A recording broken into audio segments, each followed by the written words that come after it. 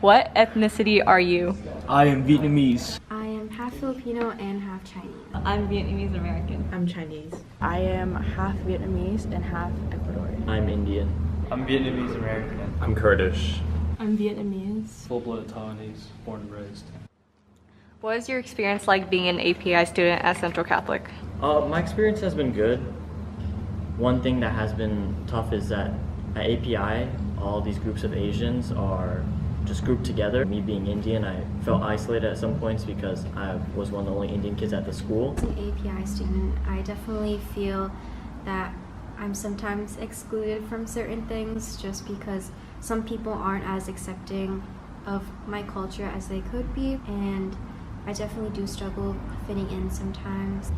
I think it's generally been positive, even though I don't belong to any what people consider traditionally Asian countries, towards Eastern Asia, like China, Vietnam, those countries. I think it's nice because in the general context of a Catholic school, a lot of minority students have a shared experience of the way they're treated by other groups of people. And so, I joined my sophomore year and my impression of the school changed immensely because I realized that there were other students experiencing similar things to me. What are some stereotypes or microaggressions that you think people have about you as an API student? I was good at math, but I really wasn't. Asians can only be doctors, or that's the only thing that they're good at, like science or math. Progression that I've kind of experienced with this kind of stereotype is that when people ask me, oh, Serena, what career do you want to have in the future? And I would say, oh, I'm thinking about going into the medical field. And when I say that, right away, people will say, is that really what you want? Or is that what your parents want? Most common microaggression made towards me is just mostly about religion. People thinking I'll get offended about something, so they act really weird around me without just asking flat out. I think one of the biggest ones that they assume that I'm good at math. I'm terrible. I think for me personally, it's always the questions. Do you like spicy food?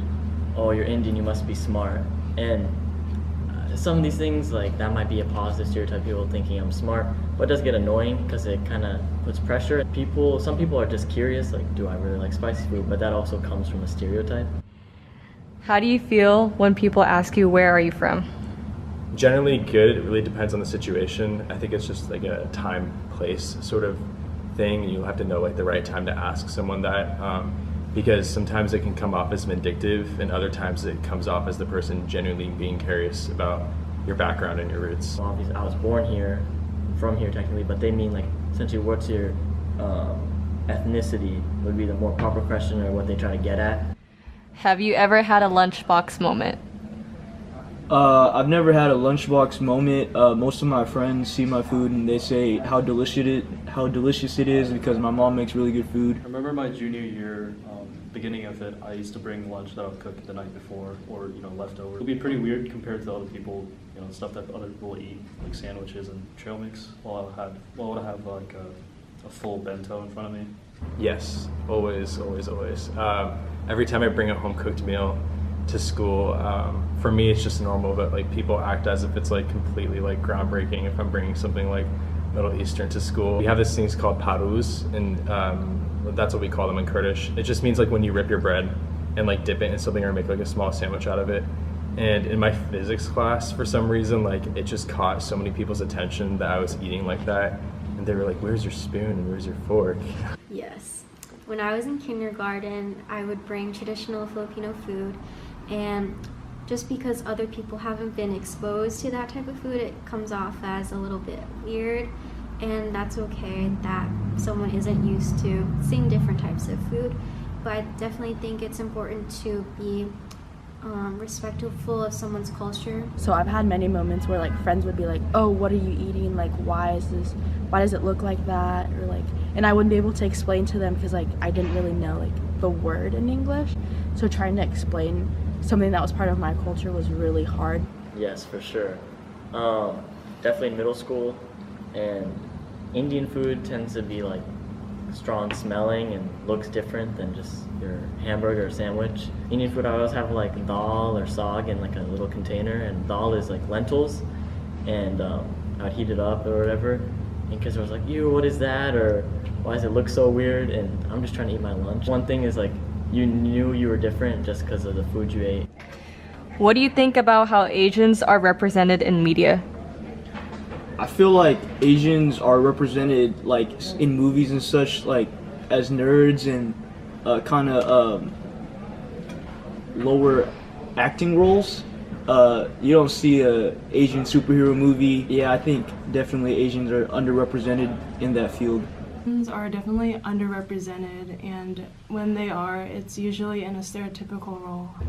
I think they're super stereotyped. TV shows, I mean, one for instance, like growing up, Phineas and Ferb, Baljeet is the Indian kid, and it's so beyond stereotyped, it's actually just appalling to me. And like friends or even kids nowadays are like, oh, like you remind me of Baljeet or whatever, and that's just, wow. I think Asians are misrepresented on the media, and sometimes the news doesn't really show the reality of the Asian. I think Asians have always been misrepresented in the media. Crazy Rich Asians, I think that was an awesome movie to create, because instead of having colorblind casting, what you did is you created characters who were Asian and therefore had like the same, like, you know, they had like a point of view. And I think that writing around a character around a certain ethnicity is very important to do. In regards to Middle Easterners, I think that like for example, the Aladdin movie is coming out and there are some people who are being portrayed as Arab, but they're not gonna be, like, they're not ethnically Arab. And so I think that's pretty interesting because no one seems to be talking about that. But also it's funny because like every time I see an Arab portrayed on like a show like NCIS, it's because they're doing something bad. Have you ever felt ashamed of being Asian Pacific Islander? Going back to going to a predominantly white elementary school, there was like a handful of Asians or minorities, you would say. So it was really hard to like fit in. And so I think that was like one of the few moments that I felt like I wish I was like everyone else. I wish I was like Caucasian. But since moving to middle school and how diverse middle school was and how diverse high school was is compared to my elementary school, I think I am more comfortable, I guess you could say, being Asian, more comfortable in my own skin and who I am. I don't think I've ever felt ashamed just because it's part of who I am, something I can't control. But I think I've definitely tried to fit in and coming in like freshman year, sophomore year, try to be friends with everyone, and I guess you could say I was like super Americanized. I've never felt ashamed, but I definitely have experienced needing to change myself just to fit in. There have been a few times growing up where to fit in, I would just talk less about my ethnicity and my religious background and let that be more unknown. I don't ever really talk about like certain traditions or cultural norms around people because it changes the conversation completely. What makes you proud to be an Asian American? What makes me proud to be an Asian American is through action. My parents have shown me that hard work, being humble can get you a lot of things in life. First, obviously food, and second, I like to share my Chinese culture with my friends. But it's also like having a family to back you up whenever you need to. Born and raised in Taiwan, so it's conditioned in the values at least. You know, respect other people, families first, be humble. I'm proud to be an Asian American because I have my foot into 2 different cultures. This is like kind of cliche, but like that we've made it in a sense. I have a lot of Indian family, either in Canada or the States, and that they've came here from like India or whatever they've been through and how hard they've worked and ended up making it here. I think the best part about being Kurdish American is that I get to feel special in my own way. I think also because relatively we're a very small minority group in the United States, which means that we get to like right now in the year 2019, we get to like kind of carve our own path, you know? And especially because the way like America's like political landscape is changing, we get to have more of a voice. What do you as an Asian American hope for the future of humanity?